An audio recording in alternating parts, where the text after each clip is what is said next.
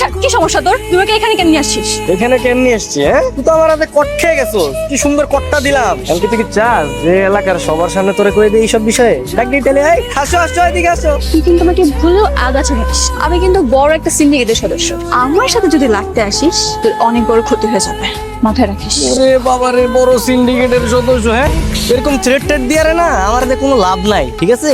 আর এলাকার যত দোকানদার আছে না, সবাই আমার সাপোর্টে। তোর যত কুকীর্তির প্রমাণ সব আমার হাতে আছে। সব দোকানদার করে নিয়ে থানায় যা সুন্দর করে একটা মামলা দিয়ে দিই। আর শুধু মামলা না, তোর বাসার ঠিকানা, তোর মা, সবকিছু আমার চেনা জানা। জেল কিন্তু তুই একলা খাটবি না, সবারে নিয়ে খাটাও। তুই কি চাস আমি তোর টাকা ফেরত দিয়ে দিই? আমি তো টাকা চাই না। তাহলে ছোটবেলায় তোরে সবসময় যেটা কইতাম, আমি কিন্তু বড় হইয়া তুমি বিয়া করবো, গিফট দিয়া রাখো। মার্শাল্লাহ, আমি যে সুন্দরী তোর মতো আমাকে 100 জনে কথা বলেছে, তার মানে কি আমি সবাইকে বিয়ে করবো নাকি? আশ্চর্য।